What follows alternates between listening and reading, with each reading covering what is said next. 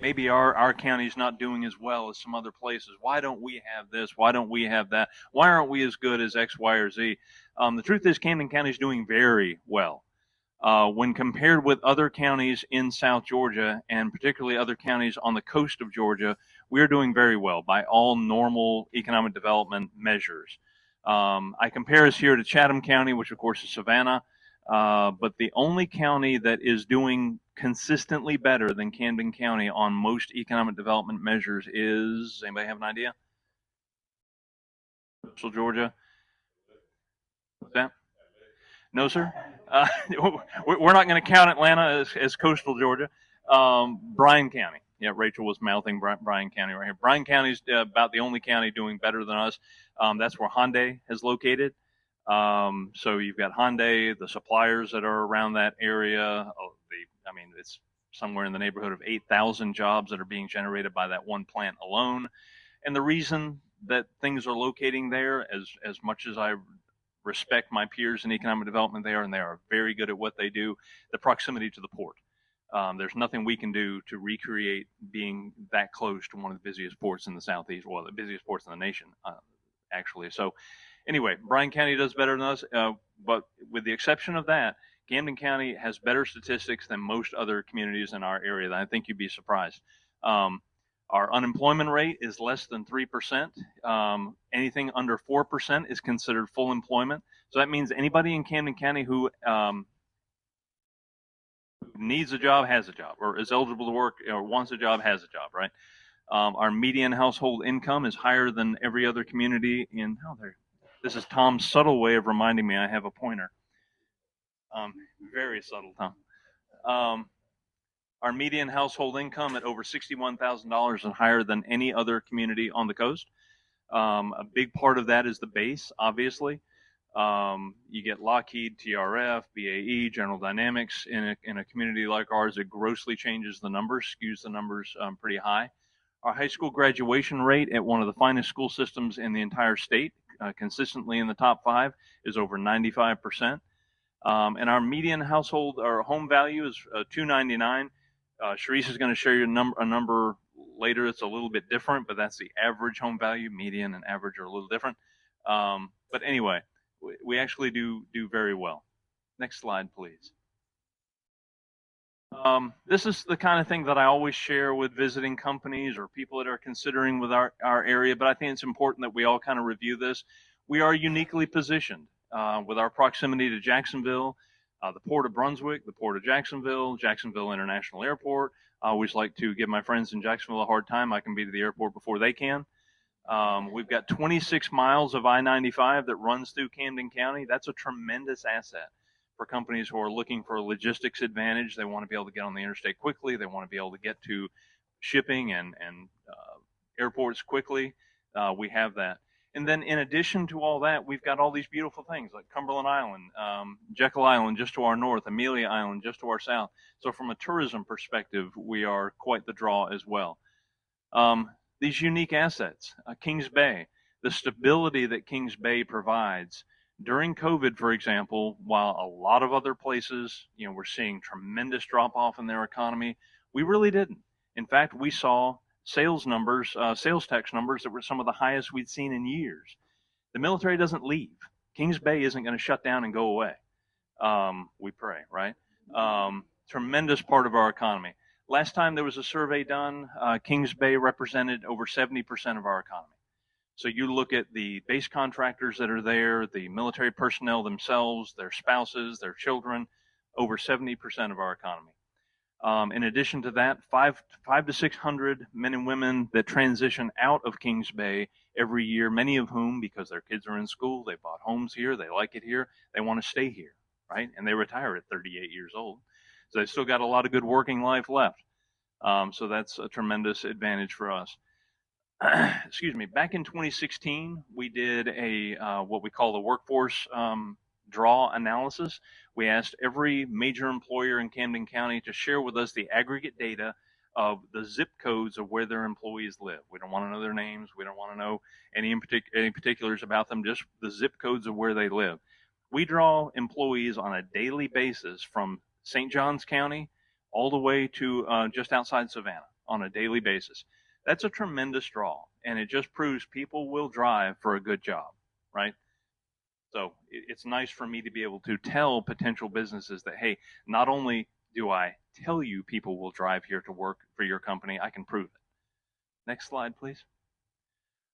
We do have some unique challenges. It's not all butterflies and rainbows. We got to be honest. We do have a tremendous retail leakage to Florida. That is not a urology term. That is an actual economic development term. We all know it. How many Osprey Covites do we have here? We got a few, right? We do have the issue of getting you to the gate and encouraging you to turn that turn signal right instead of left to head down to south to Fernandina. I'm guilty of it myself, but when I'm down there, I notice that there's a lot of other Camden County tags around me. So we do try to encourage businesses to open here that will encourage some of our dollars to stay here in Camden County as opposed to crossing that line. We do compete with a state just to our south that has no income tax. It's still cheaper for a business to operate here. We've had it analyzed over and over in a bunch of different ways. It's about 15% cheaper for businesses to operate in Camden County than it is in Nassau County. But it's a perception, right? Business owner looks and they say, well, my employees don't have to pay income tax, so I don't have to pay them as much. And it'd be cheaper for me to operate my business there. It's actually not when you add up all the insurance costs and taxes and other things that they pay down there. Another challenge that we have thousands of acres of undevelopable land in Camden County due to federal control, state control, whether it be Cumberland Island, Kings Bay, again, I just said was a tremendous asset to us, but it is an awful lot of land that's off the tax rolls that we can't develop. We have a lot of wetlands in Camden County, federally determined wetlands that we can't develop, or we would have to pay a tremendous price to try and develop them. So that is a challenge. But we do have some unique opportunities as well. I'm sure you've all noticed all the small retail and service businesses that are opening all along 40 over the last couple of years. We've got easy access to the big city, but we don't have to live there. A lot of those military retirees I mentioned earlier, they stay here, they spend their money, which we appreciate. And although we do have a lot of acres of land that are undevelopable because of Cumberland Island, Crooked River State Park, the wetlands, all of that, we're a perfect environment for what I call ecotourism, that tourist that wants to come here and have that outdoors nature experience. Go ahead. All right, so for today's presentation or this evening's presentation, these are the projects we're going to go through. These are JDA involved projects. So we'll talk through some of those, and then I'll talk to you a little bit about things that at least I'm aware of that are not JDA projects, but I know you want to hear about, right? Or I have a pretty good idea you want to hear about. So rather than read those off, we'll just start going through them. Go ahead, Bob. Yes, sir. Yeah. All right, so the first one that I think everybody at least is aware of that we're involved with that people want to hear about is Cumberland Inlet. This is the redevelopment of the former Gilman Mill site in St. Mary's. Just real quick, I won't bore you with the whole history, but in 2017, the Joint Development Authority was working on acquiring just this portion here, just this southern portion of the site, 50 acres, that we wanted to acquire to develop into what we call a boat yard. It would be boat repair, boat manufacturing. We had a boat manufacturer out of North Carolina that was considering relocating or actually expanding their operation to have a presence here. And we were working on developing that into a boat yard. So it would have been the marina and boat repair right in this area. Took us 2 years. That was in 2017. Took us 2 years to get the permit in place to do that through the Department of Natural Resources, Army Corps of Engineers, U.S. Coast Guard, U.S. Fish and Wildlife, all these different agencies that have to sign off on that. In January of 2019, we got our permit, finally, after 2 years and a lot of money of chasing that. In February of 19, I was in Atlanta doing our standard annual legislative visit. I walk out of the Senate building in Atlanta, and I got an email from the attorney that represented the bankruptcy estate that owned this, telling me he had been patient enough. They were terminating our contract. I about collapsed on the sidewalk in Atlanta. After 2 years and $450,000 of taxpayer money, they were terminating our contract. It was sickening. Didn't know what we were going to do, but I think from the property owner's perspective, the bankruptcy trustee, he thought to himself, great, I've now got a piece of property that's got a marina permit, right? And I can go out and market this. Nobody was interested in it before. Now I can go out and market that I've got this waterfront property with a marina permit. Well, that's not how marina permits work in the state of Georgia. They're not in the name of the land. They're in the name of the applicant. So the marina permit was still ours. He didn't realize that. So that was February of 2019. March of 2019, I reached out to Jacoby Development, Jim Jacoby, who had done Atlantic Station, was at the time it was the largest brownfield project in the state of Georgia, where he developed it. He turned Atlantic Steel into what's called Atlantic Station now, beautiful mixed-use, multi-purpose project up there, and then also redeveloped the former Ford Taurus plant in Hapeville into the Porsche headquarters, another big brownfield site, and he had done brownfield sites and development all over the country. Reached out to Jacoby and asked if he was interested. Told him, hey, look, we've got this site. It's got a marina permit. Would you be interested in coming to explore it? He had shown interest in St. Mary's before. He was all about it. And he signed on later that year, 2019. It actually was probably late 2019, early 2020 when he finally reached a deal with the bankruptcy trustee to not just buy the piece of property that we were pursuing right down here, but the whole property, 750 acres. And also, this property includes the marsh, which is unheard of today. But Gilman actually owned the marsh. So when you combine all the marsh and the upland acreage, it's closer to about 1,200 acres. Some of it's unusable, but it's a big piece of property. However, Mr. Jacoby wanted to change the plan that we had got permitted.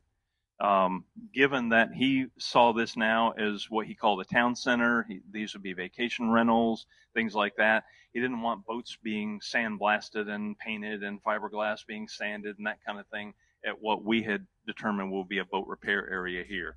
Had to redo the permit, or what they call do a permit modification, which took almost another 2 years to do. That's just how it is working with the Department of Natural Resources. They're understaffed, and I guess they do the best they can. But anyway, it took a while. He finally closed on the property in June of 21. We actually got the permit from DNR, I want to say in February of this year. It took a while. So, excuse me, now fully permitted again. Mr. Jacoby is out trying to secure all of his investors and his partners that will develop the different components of it. When these developers do these type of projects, they don't do it with their own money. They'll have somebody that they'll sell the hotel property to, and that hotelier will do that component of it. Someone else will do the marina component. Someone else will do the vacation rentals, etc. I'll explain something real quick. This property is part of a tax allocation district, or a TAD. You're going to hear that throughout the course of this presentation. The way a TAD works, I know a lot of you have heard this before, so I don't mean to bore you, but the way a TAD works, the property as it sits right now has a value here, right? Whatever this is. Let's just say it's $100,000. It's more than that, but whatever it is. Has a taxable value of this. As it is developed and all those pretty things are put out there, the property increases in value to, let's just say, $500,000. It's obviously much more than that, but so we've got a $400,000 delta there between where it started and where it is now. Typically, those taxes that are generated, the property taxes are generated by that difference, just go into the general fund of the city and have to be distributed the way their normal budget would call for. When you put the property in a tax allocation district, the key word is allocation. It's where the city can now spend that money. It can turn right around and put that money back into that project. All right? So anytime we talk about a TAD, it's the revenue generated by that project being reinvested in that project in the public infrastructure that is needed to support that project. So it's a nice tool to be able to spark investment and development that otherwise would not be there. It does not create a burden on anyone else or increase anyone else's taxes, which is nice. But the way we've set this up with Jacoby, when he hits an investment threshold of 65 million, 65 million is the key that's spelled out in the agreement. So he gets 65 million of hard investment in condos and hotels and restaurants or whatever. The Joint Development Authority issues a second bond to construct this marina, to actually dig out and construct the bulkhead and build that using those TAD dollars, okay, that are generated by that. In 2020, when we did that deal, the cost of doing this marina was about $14 million. All right?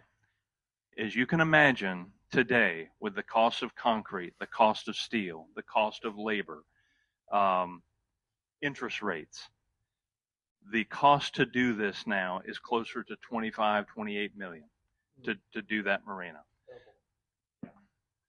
So hitting the investment threshold to make that happen gets hard. It's like the goalpost keeps moving as we're doing the project. So people see this project, they hear about it, they see things on social media, they drive by obviously and don't see anything happen. They think, there's another one of these things they've made up to tell us about. It's not going anywhere. It's not that. It's just that much harder to do it because the goalpost keeps moving. We're still chasing it. We're still trying to do it. Jacoby is still very much putting the deal together, meeting with people, bringing folks to town. It's just that the math gets harder to make work, but we're still doing it. All right, thank you, Bob. This next project, where'd CB go? I saw him in the doorway. I guess he left. All right. So anybody that's familiar in St. Mary's with the former Gilman Boathouse property, that beautiful waterfront property downtown that the city acquired some years ago?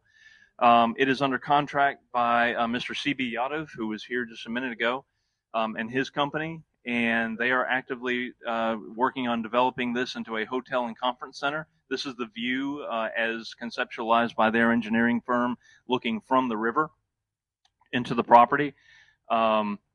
Most people who have driven by recently, you know that the marina that has been built here, the construction has been completed. They haven't removed the paneling yet to let it be open to the public. They're going to do that opening, I think, October 2nd, October 3rd, something like that. They'll actually do their grand opening for that marina. That marina was funded with what we call a boating infrastructure grant that was awarded to the city of St. Mary's back in 2018. Takes a while to get these things done. But anyway, that paid for that.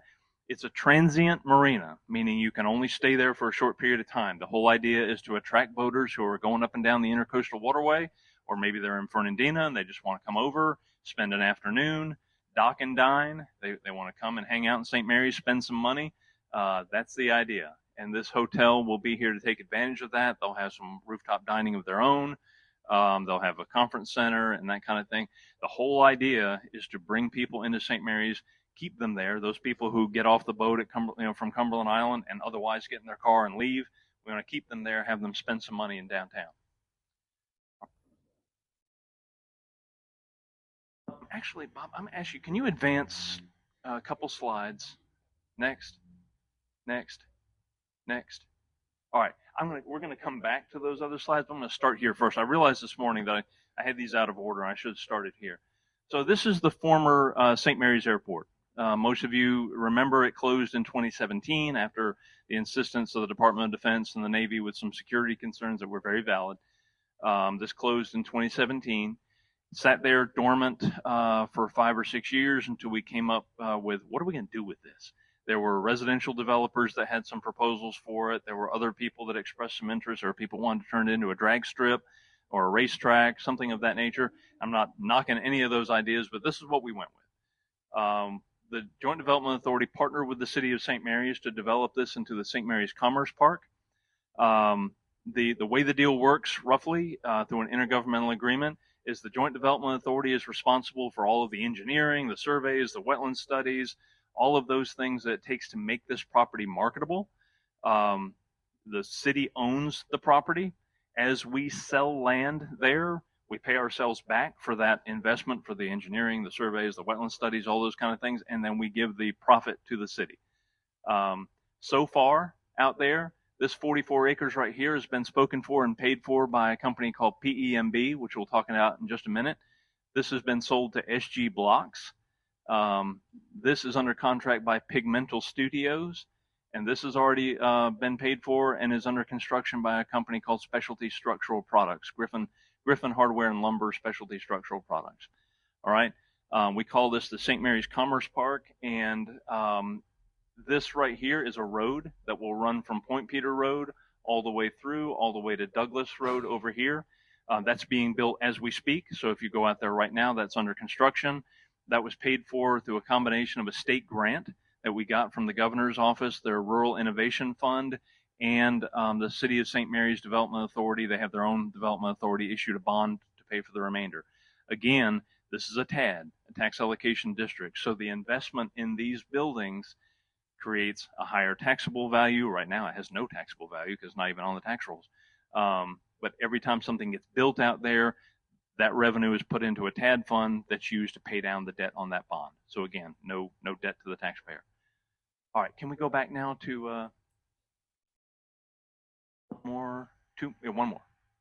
Perfect. All right, so this is the first company that closed on their property out there. They're a company called SG Blocks. Anybody, if you've seen on HGTV or some of those other shows, the companies that build these residential and commercial properties out of shipping containers. Oh, thank you, Tom. This is how they look. It's a really cool idea. It's extremely, as you might imagine, hurricane resistant, storm resistant, that kind of thing. They have stopped using shipping containers for the most part because they're expensive and they're hard to come by. And they build their own modular units. So their plan here is to have a manufacturing facility where they will produce these modular units and ship them out to different projects all over the Southeast. They've got another manufacturing facility in Oklahoma that they do this kind of thing. So they bought about 22, 24 acres, something like that, out there, and they'll hopefully get started soon on their facility. Next. This is PEMB, Pre-Engineered Metal Buildings. They already have a presence right in here. They actually bought a building that was on the market right over here in the St. Mary's Airport Industrial Park. They acquired this 44 acres here to put a 300,000 square foot building on, where they will add another 85 employees. I feel like the name's pretty self-explanatory. They build pre-engineered metal buildings, right? But they do these projects all over. They have a lot of Department of Defense contracts, a lot of government contracts. They do a lot of private civilian work, and they're always looking for more. One really cool thing with this company, they've come up with a proprietary software that every part that goes out of their door, if it's a bolt, if it's an I-beam, if it's anything, it's tracked. And they know when it's installed on the job site. So I don't know how that works, what the tech who's doing, what box he checks or whatever happens, but they know. They also know or have a record of, for hurricane specs and things like that, screws has to be tightened, to a certain, tension or whatever. They have a record of that. It's really cool proprietary software that they've got that allows them to follow that, which helps them a lot with these government contracts. So very growing company, and also just a cool company to have in the community. These guys sponsor a lot of things. They've already set up some mentoring for other entrepreneurs to help them out, other businesses get started. I think are they a sponsor for your event tonight, Scott? Yeah, so the Boss Lady event that's happening right now for women business owners over at our building in Kingsland, they're a sponsor for that. There's really have stepped up in a big way since they were landlocked in Jacksonville, and they came up here, found this property, and they've been a great addition to the community. Next slide, please. Specialty Structural Products, or Griffin Lumber and Hardware. They've got two different operating names, but this is their site. For those of you that drive through St. Mary's, if you get to Osborne, corner of Osborne and Point Peter, you look over and you see all that dirt that's being cleared, all the big piles of dirt there. This is what's being built there. They were the last company to close on their site and the first one to get going on construction. They're in a hurry. But they build materials that are used by primarily residential contractors, and they really want to take advantage of the boom that's happening in this area. That's why they're here. Really good group. They've been great to work with so far. Go ahead. This next one is Pigmental Studios. You might know that Georgia has been extremely successful in the film industry, film and TV production industry. We are now much bigger than Hollywood. The state of Georgia is in terms of film production, TV production, that kind of thing. It's because of the tax credits that are available in Georgia for that type of product. I didn't expect that someone would necessarily come to St. Mary's to do this. I know Atlanta and Savannah were doing very well in this category. But through Mr. Jacoby, we were introduced to the founder of this company, Pigmental Studios. They are currently leasing 2 buildings at the Airport Industrial Park, and they have additional land under contract to build their campus. I was just over there yesterday with Leadership Camden. Really cool spot. They've got a sound studio. They've got a storyboard room with all these little, I don't know how they do it. The artists, put little pictures out and they're all over the place. And they've also got the proprietary or intellectual property rights to a children's book series that they'll be turning into animated shows and video games that'll feature the main character in the book series. And they're doing that in St. Mary's, which is really cool. All right, go ahead. All right, we already saw that one. You heard too much about that. Let's see. Okay, so that was St. Mary's. All that was St. Mary's. We're in Coughlin now. Plug Power, for those of you that drive up and down the interstate or up and down Harriet's Bluff Road, you may have seen at Exit 7 the big cranes that have been there for a while working. This is what they've been doing. Plug Power is a hydrogen company, publicly traded. You can look them up. In the alternative energy sector for vehicles, EV is obviously very big right now and probably will be for a long time. But the prevailing thought is that hydrogen is likely the more sustainable, and I mean that both in the environmental way and the economic way. Hydrogen may be the more sustainable, realistic option. EVs are, battery is great for a lot of applications, but it's not good for everything. It makes shipping, trucks, for example, big 18-wheeler trucks that haul cargo, extremely heavy. They give up 30% of their payload capacity if they are powered by a battery. Hydrogen fuel cells is a much more realistic option for those type of applications. Plug Power is a hydrogen fuel cell company. They closed on property in 2021 in Coughlin at our industrial park. This was property that the Joint Development Authority had owned for roughly 25 years. It had been off the tax rolls. And we were happy to bring a company like this in. Very high tech. If you have a chance to drive into our industrial park, you can't get on their property. There's security outside, but you can drive down to the cul-de-sac and take a look. It's very impressive. You can go ahead and next slide. This is what their facility looks like. Or obviously this is a concept drawing, but it turned out to look just about like this, although the buildings are bigger. They're much taller buildings than I anticipated. I shared this morning, how many are retired Navy? I know we've got a few in the room here. All right, thank you. When the plant first got under construction, their plant manager, who they had brought in from the Marine Corps' alternative energy program, which until then I didn't even know they had that, right? All of the branches of the service are way ahead of the civilian sector in terms of the transition to these alternative energies. They have to be. They have to be in a position to be somewhat energy independent should they need to be. But they brought this gentleman in from the Marine Corps' alternative energy division, and he became plant manager. And we brought him to Rotary one Friday morning, and he was speaking to the Rotary group, and he was explaining the way they use electricity to derive a hydrogen molecule from water, right? And as he's explaining this, most of the Rotary Club is retired Navy, and this guy stands up and says, you realize that's just the opposite of how we derive oxygen on the sub when we're underway. We go through the same process. And the guy said, you think we ended up here by accident? And I thought to myself, damn, I really thought they were here because I did such an amazing job. But all of the people, everybody he's hired but one have been local, which I've been extremely pleased with. And it's an emerging technology that has really kind of put Camden on the map in terms of a lot of national discussions. I go up to Atlanta every quarter, and we have meetings with Hyundai and Delta and Georgia Tech and Southern Company and Kia and all these other big companies. It's called the Hydrogen Brain Trust. I'm qualified to be on the Brain Trust like I'm qualified to play in the NBA. Not at all.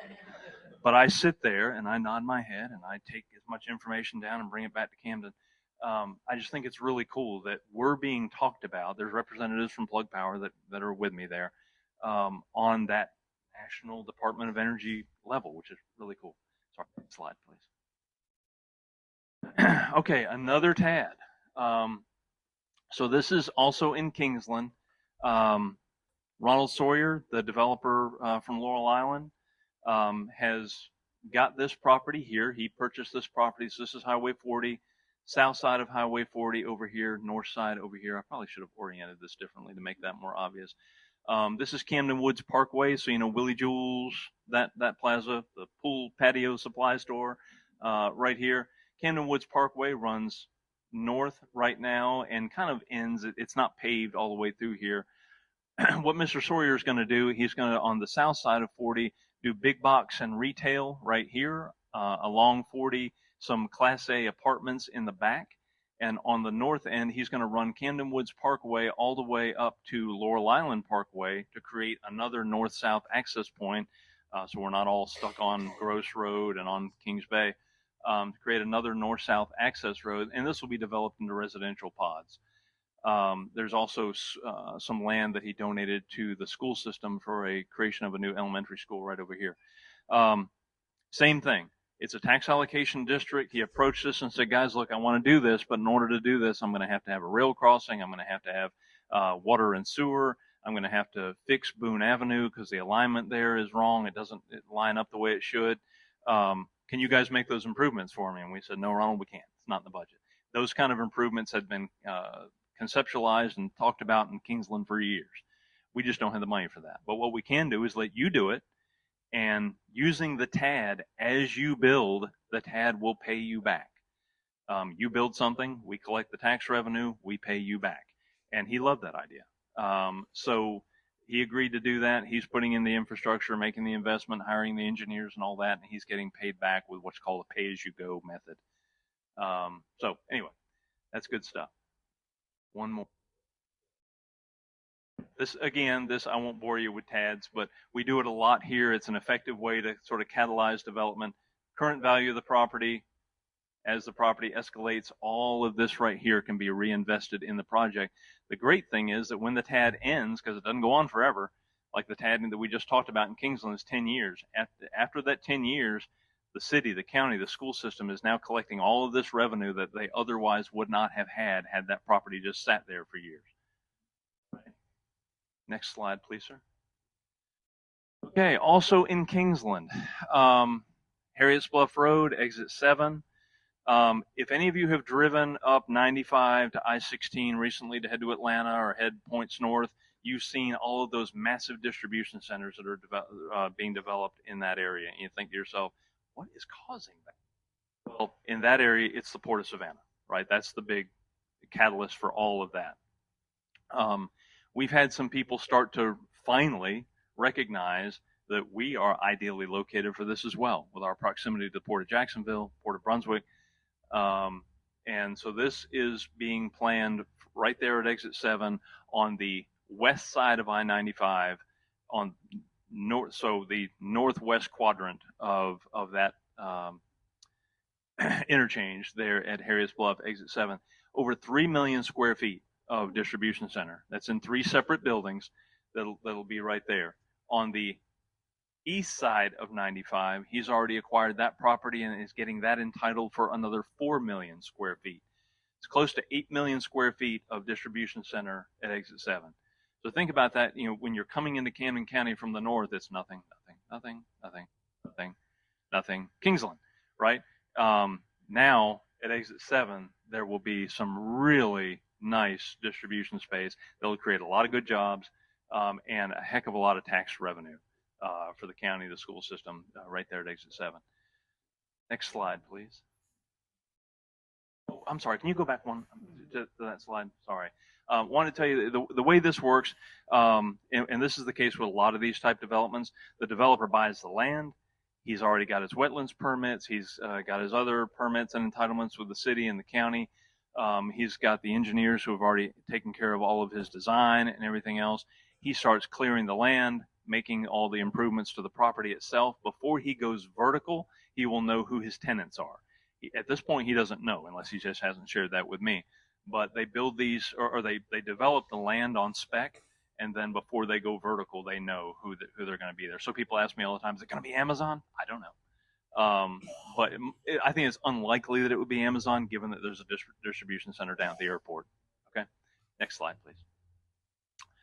All right. So this I just put in here as a little plug. The Joint Development Authority, what we do, what all development authorities like mine do, we acquire land, we deliver infrastructure to land, get the engineering done, get all the hurdles crossed so companies don't have to do that for themselves, make it attractive to companies, and we market said land. That's the simple version of what development authorities do. We're out of land. In our industrial park, we've got one parcel left that's 11 acres. That's it. In the St. Mary's Airport Industrial Park I just showed you, it's pretty much all spoken for as well. We're out of property.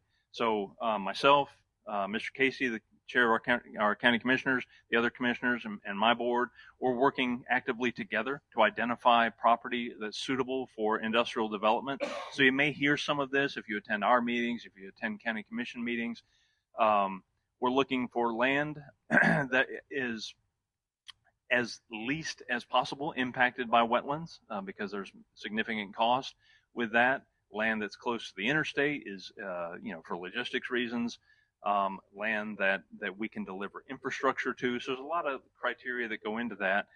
We've engaged Thomas & Hutton and Terracon, two well-known engineering firms, to help us with this search. And so, again, if you come to some of our meetings or listen to our conversations with the county commissioners at their meetings, this is what we're in the process of doing. We'll actually get under contract to purchase some of this property soon, we hope, and start marketing more property in Camden County. Next, please. All right, stuff that doesn't belong to the JDA, but we know you care about, right? Next, please. Exit 1. So this is a St. Mary's project, but it impacts all of us, and it's a really bold move. This is Exit 1 in Camden County. The first exit as you come into the state, St. Mary's Road, which, remember, is a Department of Defense road. The DOD has to approve everything that happens on St. Mary's Road. There are specific cut points that are approved by the Department of Defense, so we just don't go playing around making our own plans for that road, right? Rayonier owns 1,800 acres. The big timber company owns 1,800 acres on either side of that road. In talks with Rayonier and with the city of St. Mary's, I was involved in those early discussions. It was realized pretty quick this development is going to happen regardless of whether we're on board or not. The way Nassau County and Duval County are moving north, Exit 1 will develop. It'll either develop in a planned, master planned way that looks like we did it on purpose, or, no offense to Kingsland, it'll develop like Exit 3 and just sort of happen, right? You'll get a Dunkin' Donuts, and you'll get a this, and you'll get a that, and it'll just kind of pop up, and it'll look like, oh my God, did anybody give this any thought?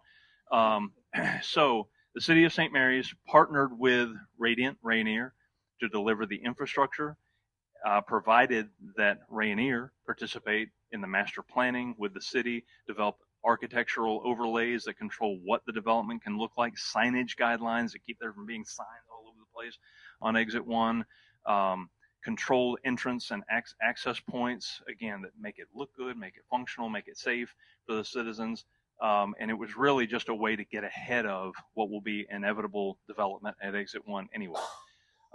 So the city of St. Mary's is installing the infrastructure. I happen to know through my conversations with Rayonier, they are working with national builders right now. They won't build anything.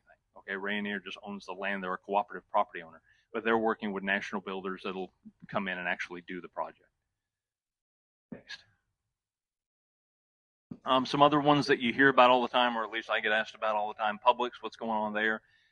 They identified a couple sites in Kingsland. They decided to move forward with the site on Highway 40 behind Southeastern Bank. They initially encountered a few more wetlands than they anticipated, and what they're telling the city of Kingsland right now is that they still expect to begin construction by the end of the year. So that's the plan for Publix. Olive Garden, they cleared that land in front of Planet Fitness and right there by the car wash and all that in front of Publix. And again, I'm relying on the planning and zoning people at the city of Kingsland who shared this with me, that there's a little bit of disagreement between the property owner and the development group that represents Olive Garden, and that's kind of slowed the project down. So we'll see if that happens. Next slide, please. We're going to talk a little bit more about some residential growth, but you've all seen it. Our area has exploded residentially. I think COVID was a big catalyst for that, as folks wanted to get out of more urban areas and relocate to the bright sunny south and come someplace where they've got some room to stretch out and aren't being breathed on by their neighbors. So we're seeing a tremendous growth residentially here. Next slide, please. And then multifamily. As the price of real estate has risen here, a lot of workers who are in the middle income sectors or lower have realized that they can't afford a $350,000 home. Scares me for my daughter who's coming out of college later this year. I can't imagine coming out of school and my first home being over $300,000. So a lot of developers have recognized this, and they've come in and are building a lot of apartments as starters for some of these people. In addition to that, you've got all the development happening on base. So you've got contractors and things like that that are coming to town, in some cases 6 months to a year at a time, and they're renting a lot of these units as well. Next, please. Okay, so I've talked about this. Some of the other things that are driving this, the growth at Brunswick and Jacksonville, a lot of growth there. As a result of all of the activity in Savannah with Hyundai and some of these other companies, the GPA, the Georgia Port Authority, is shipping, I guess that's a pun, but they're shifting a lot of their activity in Savannah down to Brunswick. So the Port of Brunswick is expected to get significantly busier. So that's actually causing some increased demand in this area. Let's see. Oh, this right here. Business owners and residents. I know that maybe for us that live here, we think, wow, look at the prices. They've gone up so much. Camden County is still a heck of a deal. When you compare it to other places in Florida and the rest of the country, we're still a darn good deal for industrial and residential property. Next, please. Real quick, I covered some of this, but people ask, why do some of these projects take so long? Interest rates having gone up has tremendously changed. It affects us. Let's just say you're buying a $300,000 house. It affects you. It affects the mortgage that you can carry on that house. Imagine how that impacts a $100 million project. Tremendous impact on some of these projects. Rapid rise in the cost of materials for steel and concrete, labor. That has slowed a lot of these projects down. So then a lot of the pro formas that were done in 2020, 2021 that made sense, really having to go back to the drawing board now. They just don't pencil anymore. So it doesn't mean the projects won't happen. It just takes longer to get there. This is another issue. Right now, there's some uncertainty with jurisdictional wetlands as governed by the Army Corps of Engineers. There's been a recent court decision that has determined that some of the ways that the Corps had been enforcing wetlands, and been governing wetlands, was overreach. It's good news for us because it means there's more property that can be developed. And I'm not talking about obvious wetlands, beautiful marshland and rivers and things like that. I'm talking about a low spot in a piece of ground in the middle of that airport. Okay, there were several dips in the grass that were determined to be jurisdictional wetlands. Makes no sense. But over the years, it would rain, the water would sit, the soil would kind of change over time. Now they're wetlands. It made no sense. So it cost a tremendous amount for us to try to develop that. And when I say a tremendous amount, it added hundreds of thousands of dollars to every acre we were trying to develop. That's good news that the court case has determined, the Supreme Court has determined that that was overreach. But what it has done is it's caused a pause. They haven't issued the new guidelines yet for how they will be enforced. And until they do, things are kind of on pause. They're not issuing any permits until they get the new rules worked out. All right, next slide. All right, so that's all for me. We can save questions for later. But as I mentioned earlier, I brought Sharice Cartwright here, and she's going to talk to y'all a little bit. If I'll get out of her way. Oh, we got to switch. Okay. Well, while she's doing that, ignore the man behind the curtain. Anybody have any questions for me? Yes, Mel. Please.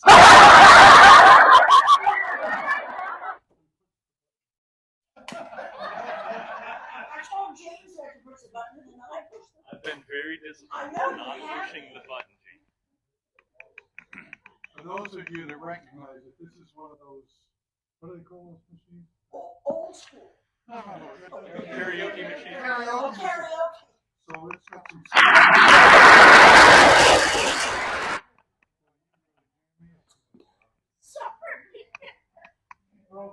Hello. Okay, we're good? Don't touch the button. Yeah, don't touch the button. We're gonna shift slides. First of all, thank you very much. Very knowledgeable, very understandable, very easy to consume. I got a question. On the end of East Weed Street is the old pump station. Can you give some information about that? Sure. So he's talking about, thank you, Mel, the water, you're talking about the water treatment facility there on Weed Street in St. Mary's. So that actually belongs to the Development Authority of St. Mary's. Used to belong to the city of St. Mary's. They did a land swap some 3 or 4 years ago. The Development Authority of St. Mary's owns that now, and they are planning to develop that into what they call, Discovery Center, an eco-discovery center. Did I say that right, Ken? All right, thank you. Ken's actually on the DASM board. So the plan is to develop that into an eco-discovery center. And I've seen that done in other communities where they take old water tanks and water treatment facilities. You turn the tank into something that people can kind of walk in and look at displays or look at, examples of how our marsh ecosystem works and that kind of thing. Build a little classroom space, maybe some laboratory space in cooperation with the college, and attract school groups and things like that to come see that. So that's the plan. I think they're in their engineering phase now, and then comes the hard part of raising the money, right? But that's where they are. You want another question? Yeah, keep going until I. Yes, Hold sir. on, sir. You'll stand up. He doesn't get the applause. Oh, stay away from the butt. That's not how. One of the deficits that we have here is a variety of restaurants. And I know you're talking about Olive Garden. Are any other chain restaurants showing an interest in this area? Because we need a variety of restaurants and we don't have them. That is absolutely correct. Are you St. Mary's, Kingsland, or unincorporated county, or what? Cumberland Harbor, St. Mary's. Every time St. Mary's does their strategic planning session, one of the top things that's identified by the public is the need for more restaurant options. And I think, honestly, it's a big reason why we lose so much revenue to Fernandina. I'm guilty of it myself. My wife and I go down there because there's 40 good restaurants to choose from, not 2, right? It's an issue. I know downtown they're trying to attract privately owned, non-chain restaurants. They've had a few come look. The owners of Salty Pelican over in Fernandina at one time were under contract to buy the old Bessie's building, and the owner just would not cooperate with them. And then all along 40, I'm sure you've seen, we've Moe's and Highway 55 and all those others that have popped up. We still need more. And yes, there's interest, but it's sort of one of those things that the people have to be there first. I say this all the time about, especially downtown St. Mary's. It's a chicken and the egg. We don't have cool things because there's not enough people, and there's not enough people because we don't have cool things. So you end up in this cycle as you get in. If we could get one thing, that's why Cumberland Inlet to me is so important, to be that catalyst to bring a critical mass of people that will attract investors.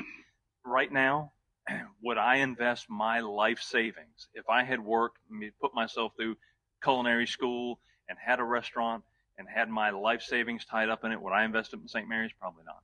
I got to be honest with you. It's my job to sell St. Mary's. I wouldn't do it because nothing has opened there that's been successful for very long, or very few things have. So it's a double-edged sword. It's tough, but those of us who have a choice and have money in our pocket and have the option on where we can spend it are gonna have to start supporting businesses in St. Mary's, going there, eating there, even though we don't have a whole lot of choices, if we're going to demonstrate to the next potential developer, restaurateur, or whatever, that he or she can be successful here. Because right now they come here and they say, everything else is closed up, James. Why in the world would I come here when I can go right across the river, open anything, and be busy all day, every day? That's tough. So, anyway, thank you for the question. I'm going to turn it over to Sharice. We will come back to questions for Aaron. You just, yeah, you got your. Pointer. Okay. Can y'all? No. Can y'all hear me? Okay. My name's Sharice Cartwright, and I I just figured out how to use the pointer. Oh, I have some. James and I should have probably sat down and made our data from the same data source, because I think he had 299 as the average home sale and I had 300 or something, but we got it from two different sources. But anyway, you can go to the next slide. I wanted to talk to y'all today about North Camden County, because that's where my business is. I actually am the broker of Golf Club Realty. It's located in the Sanctuary Golf Club. Does anybody here golf? Has anybody played the course? Y'all want to come try the course? I don't know if the owner of Osprey Cove is here, but I heard it's a lot better. And James and I actually talked about bringing a bus up and having everyone get on the bus and come tour the north end of the county, just so we can kind of see the difference. It's very different from the south end of the county. But basically, what we do at Golf Club Realty, we're on the north end of the county, so we support things in Glenn and Camden County. We're very, the things that are going on in the north end of the county right now is our leakage goes to Glenn County, and whereas your leakage goes to Florida. Our leakage goes north of us. It goes to Jekyll Island, it goes to St. Simons, it goes to Brunswick. Oh, next slide, please. And so this is District 1. I think I see one person here, Robbie Cheek, that lives in District 1. Anyone else lives in District 1? Okay, well, I guess we got to teach. Do y'all know about District 1? we're way far. It takes me from exit 26, where my office is, it takes me about a good 30 minutes to get down here to, go to the Starbucks. So it's a drive. And the kids that get on the school bus, it takes them about 45 minutes to an hour to get to school. So what our leakage, what our needs are, our opportunities are in the north end is we need infrastructure and we need some schools and we need a lot of everything. But we have a great golf course. Next slide, thanks. Okay, so this is what y'all have in your hand, and it is basically some data. And if you look at it, last year to this year, we have increased, even with a higher interest rate this year, our median sales price is $319,000 on the north end of Camden County. Well, in Camden County in general, but our median sales price is higher this year than last year, but our inventory is lower. So it just means we have less housing and it's more expensive, but people are still buying it. So that tells you something, right? People are moving to Camden County. Where are they moving from? Well, this weekend I have a client that's coming from Indiana, and she said they're about to retire, and they just Googled the best place to retire, and St. Mary's came up. So, but then she realized in her price point, which was $300,000, she couldn't find anywhere in St. Mary's. So in her world, St. Mary's is anywhere from Darien to St. Mary's. And so we're looking in St. Mary's, Kingsland, Woodbine, unincorporated Camden County, all the way up to Darien, just because she knows this is a great area to live. Google is telling her St. Mary's. So whoever is putting that data out there is bringing people from all over to retire here. I'm sure all of y'all are from somewhere else, or y'all born and raised in Camden County. Okay, they're born and raised in Camden County and everyone else. Okay, next slide. Okay, so this is basically a 12-month calculation of how things are going up. I'm sorry, not 12-month calculation. It's a 10-year calculation. 10 years ago, you can get something decent here for in the 100s. That same house is costing us almost 400. Next slide. Same thing here. So average home sale, 280. It's up 7.2%. And the pending is about 14 days. So I know a lot of y'all probably know if you had bought two houses when you bought your house, you can sell one right now and basically, make some money and still have a home to live in. The reason why a lot of people aren't selling is because they don't have anywhere to go. And y'all all know that. I'm not saying anything new, right? Next slide, please. Okay, so here is the data, the population for this data. It came from Georgia Power Economic Development, and it's basically of that exit 26 of I-95 and exit 26. And it's basically just saying that from that area, that's the population that's in about a 30-minute drive from there. So this is the amount of people that you can get, 110,000 people within 30 minutes of exit 26, which means it's a great place for development, for commercial development and residential. Next slide. More data. This just tells you the demographic of population by race for the whole county. I know we are short on time, so we just go to the next slide. Okay, so my husband wanted me to put this in here because Sanctuary Golf Club is a Freddie Couples design golf course. And if y'all hadn't played it, I'm not just inviting y'all to play, I'm actually really inviting y'all to play. There's my business, I'm sorry, I didn't mean to point this, my business cards right here.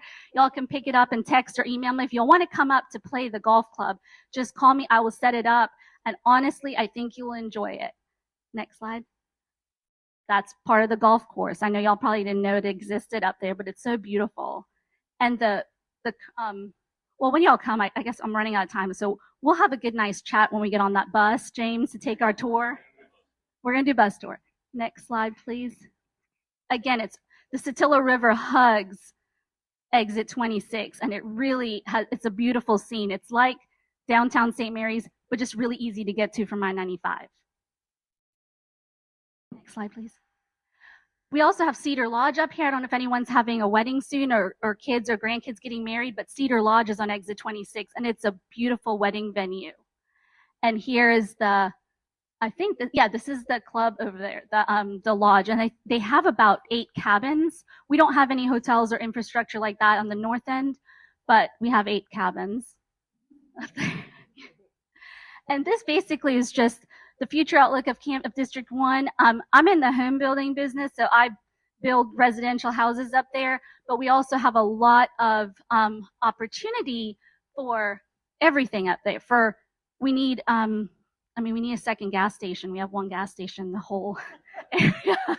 And our leakage, like I mentioned, goes to the north. It goes to Glenn County, mostly Jekyll, St. Simons, Brunswick. But we do have a strong community up there, and we do have upcoming developments. Thank you so much for your time. Thank you. Just a real quick commercial. James has got a real tight schedule tonight, so if you'd point your questions to the subjects that James talked about first, he's going to have to leave in a few minutes, and then I'm sure if you have questions about District 1, we can put that at the end. But okay, so James, when you don't get an answer to your question, it means he's left the door. I'm sure they'll notice. All right. Do we have any questions from the group? Yes, sir. The left of the airfield, as it comes down to where the police station is, St. Mary's. Okay. So on the other side of the airstrip, there's lots of dirt being churned up there, and Yeah. Is that for the infrastructure of? Yes. That's Yeah, what it is. that's where the road is coming through. Okay. So we're taking the old taxiway that used to run from one side of the airport to the other and turning it into a road. I say we are. Thomas and Hutton is. Thank you, Charles. Raise your So Thomas and Hutton is a civil engineering firm, and so they've done the design. Rowell Construction is the company that won that bid, and they are turning that into a road that will run from Point Peter. There'll be a nice entrance there in Point Peter all the way through to Douglas. That's what that is. And that also where Specialty structural products. Yeah. So it's really, that's kind of the issue we were a little afraid of. Yeah, we got an awful lot of construction happening in one place at the same time. So you got companies developing their site at the same time that we're putting a road and water and sewer in. There's a lot of heavy equipment moving in one place at one time. And James, I have a quick question. Yes, ma'am. Camden Woods. Yes. Um, Why do you care? something to do with Willie Jules. Yeah. At noon, it is really hard to get out of Willie Jules and make a left. Okay. It's hard to get out of Willie Jules and make a left onto Yes. 40. It's tough. Is there a plan to put a light there? So keep in mind, State Road 40 is a state-owned, the DOT has jurisdiction there. It's not ours. The city and the county cannot make that determination, but the developer is realigning Camden Woods to better align with as that South 50th on the other side, to align that. And there is discussion between the developer and DOT on a light there. Yeah, but ultimately, it'll be DOT's decision. I think he's enlarging Camden Woods as well. Yeah. Yeah. Anyone else have a question? Yes. Regarding the Ryanair project, I guess it was submitted to be something in the nature of about 3,000 units for that entire project. And considering the St. Mary's Road is a DOT road, is there going to be approval for lighting to accommodate the kind of traffic that is going to bring along, especially with part of it being commercially developed? That's one question. Two is, who is going to pay for the infrastructure of that project? You're talking about water development, electricity, storage, new schools. Is that going to be a tremendous tax burden on the current residents in the town of St. Mary's? So I'll take. Is that it? Those two? Also, the third. Okay, sorry.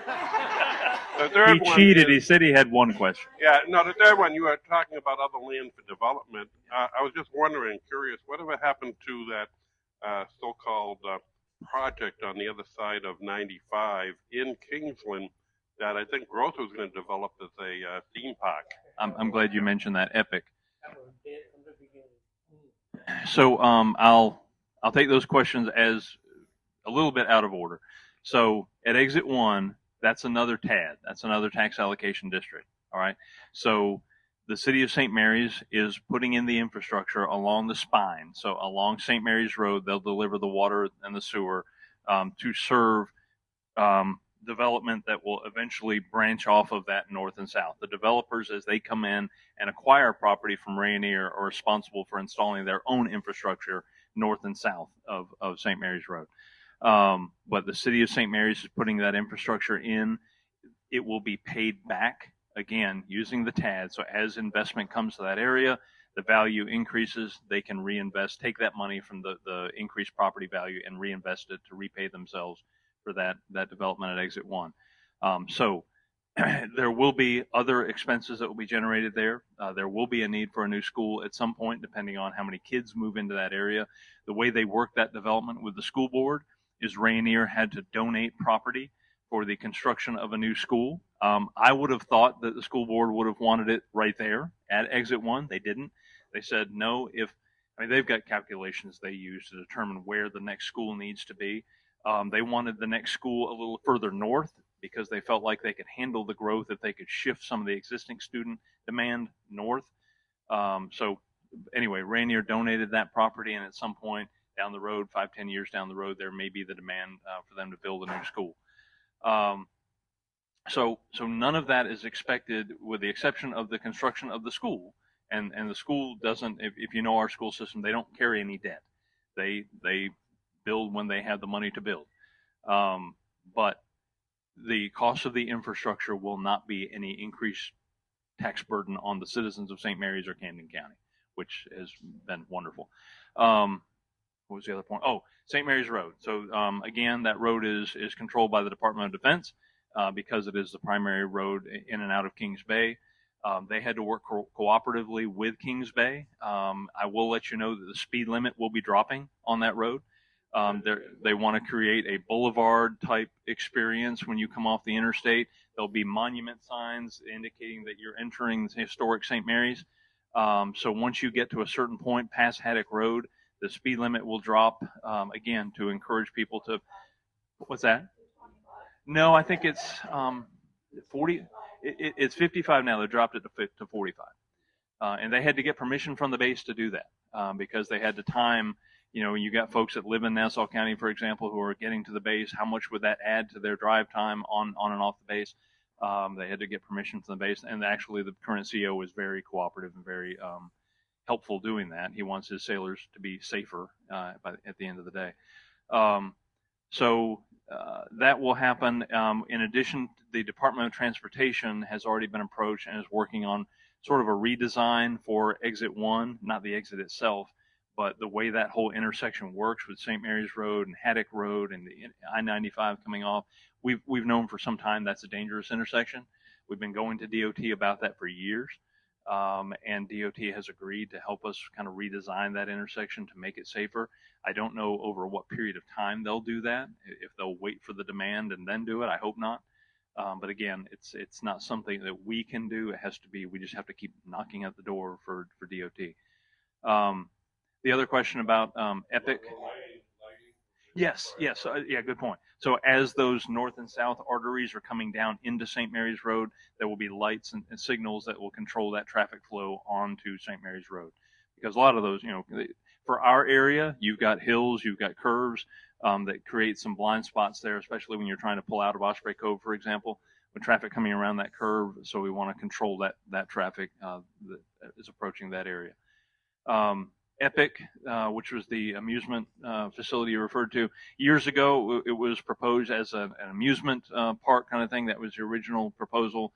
The latest rendition of it, though, is a sports tourism center. So more of one of these places where people go and take their kids for travel ball, baseball, softball, lacrosse, soccer, that kind of thing, and put some hotels around it. It's still, believe it or not, it's still being discussed. They've got a development group out of Ohio, I think, that's working with them on that. That's done a few of these, some other places.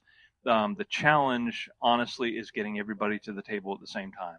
It seems like they'll get the hoteliers on board and the sports people aren't there, and they'll get the restaurateurs on board and the hoteliers aren't there. If they can get everybody to the table at the same time, it'll happen. But that's a private development, so we really don't have any control over it. Yes, ma'am. Do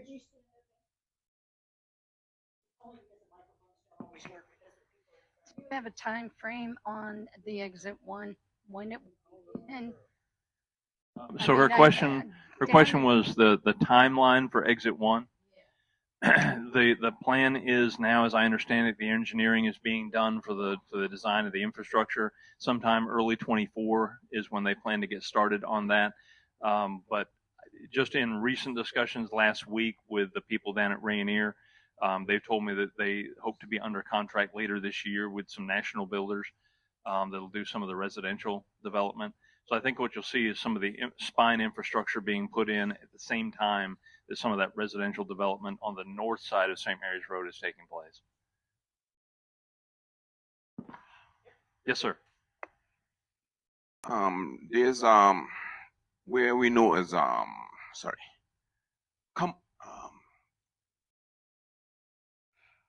up 40 from on the right hand side, what do they call it, Gilligan's Island? Yes. Is there something going on over there? Because there's a bunch of stakes that have been placed along that road. Yeah, great question. Yeah, nobody asked that this morning. So far, everybody's questions have been pretty much the same. That's very observant. So there are multiple developers, residential developers, looking at that property. So think about how that property, you got 40, and the property is referring to the Gilligan's Island property on the north side of 40. What's that? Yeah, across from Hippo. Thank you. Goes all the way to the back of the hospital. That property goes all the way to the back of the hospital, right? So you got is that Dan Proctor Drive there by the hospital? And then the little road that's by the liquor store. Yeah. Ooh, all of you knew that. Shame on you. Shame on y'all. Anyway, but so both those roads lead into that property. That's how that property was planned and approved years ago by the cities. We've got multiple developers, and I'm really going to have to applaud the new community development lady for the city of St. Mary's, Jamie Stein, who's been on the job for, I don't know, a month and a half, 2 months. I mean, very new. But all these developers were already in talks with the city, had already pitched their plans to the Planning Commission for St. Mary's. Some of them had been turned away. Some of them had been told, look, go work on your plan and bring it back. She said to them all, look, it makes no sense for me to approve a plan for you and approve a different plan for you and approve a different plan for you and make this look like this was all developed kind of helter-skelter with no real plan. She's bringing them all to the table. October 3rd, I think we had this meeting, to master plan the whole thing. And if they choose to participate and play by her rules, then with certain architectural guidelines and development guidelines, then they'll be approved or at least recommended for approval to the Planning Commission and hopefully approved. And that will be a master plan development in that area. Aye. Any other questions? Residential in the back, commercial along Highway 40. That is, that portion is St. Mary's, right? On the right hand. It is St. Mary's, correct. Yeah. Do we have any other questions? James, thank you. Good Thank job.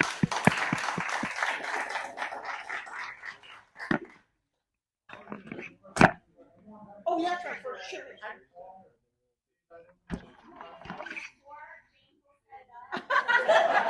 You're going to have that bus ready, right?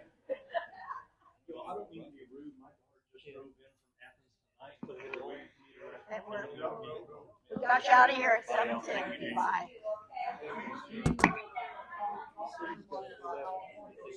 I did already.